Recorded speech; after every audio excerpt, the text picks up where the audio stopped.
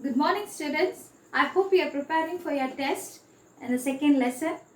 We are going to see about a recapitulation of the Wheatstone's network, which is another important 5-mark question from my examination point of view, and it is also an application oriented question.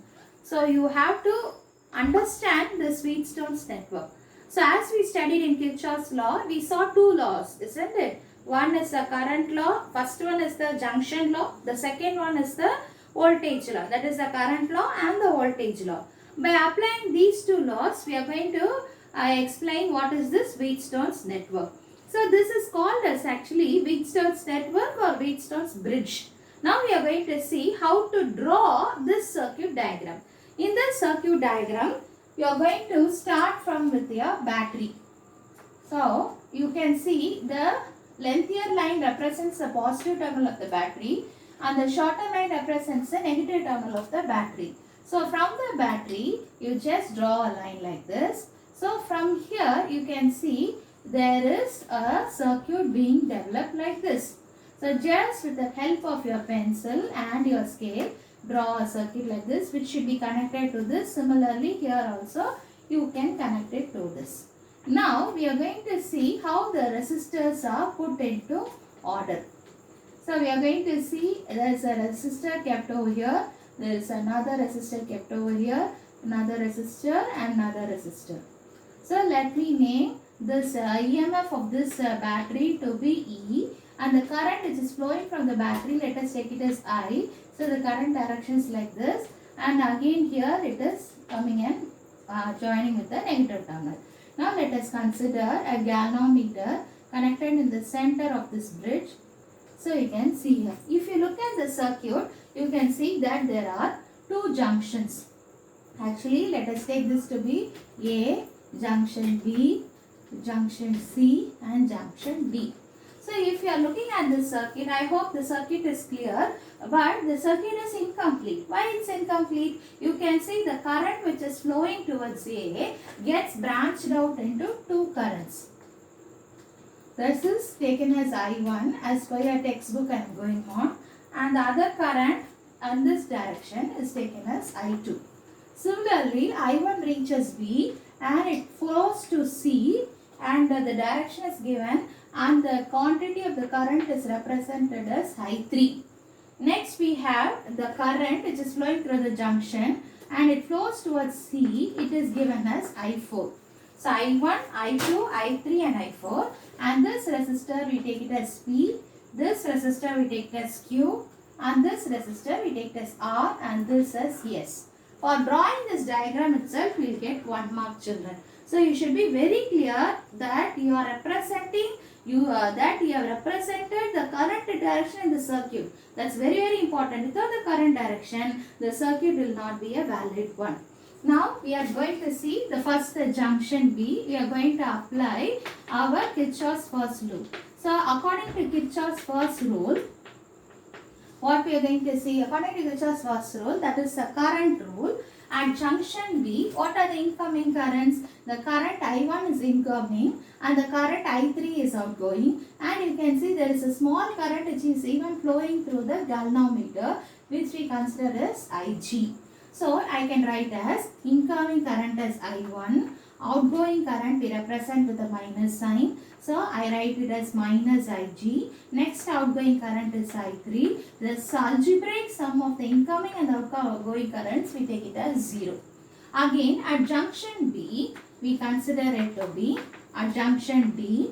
Again you apply the Kirchhoff's first law. Now according to Kirchhoff's first law, what are the currents which are approaching the junction D? So I2 is flowing towards D, I2 is coming towards D, Ig is coming towards D, but what is leaving here? I4 is leaving. I2 plus Ig minus I4, which is equal to 0. Now we are going to see again with respect to Kirchhoff's second law. What is Kirchhoff's second law? According to Kirchhoff's second law, we are going to see for the entire network. So what are the two networks you are going to see? According to your book, we are having the first network as ABDA. Okay. Now applying ABDA, for ABDA, the resistor is P and the current is I1. So we can write it as I1P. Next, this is according to Kirchhoff's second law, you remember. I1P. Next, we are going to I3Q. So it is a continuous one. I3Q. So A, B, D, A. So the current direction should be in the reverse way. But here it is in the opposite direction. So I use a minus sign, minus. I write it as I2R, which is equal to 0. So in the Kirchhoff's second law, that is the voltage law, we are considering the loop ABDA. In the ABDA, if the first one is I1 into P plus IG into plus I3 into Q. This is ABDA. So I have to write here IG. See, we are considering the loop ABDA. So this is IGG. Okay, the galvanometer value, the G is the galvanometer resistance offered. Now, what is the next network we are going to apply? The next network is a whole network, that is ABCDA. So in ABCDA, can we write, see, I require the entire space. So I can write it as I1P plus I3Q. So it is in the opposite direction. So I am writing it as I4S minus I2R is equal to 0. Now with the four equations, we are going to see what is the bridge balance condition.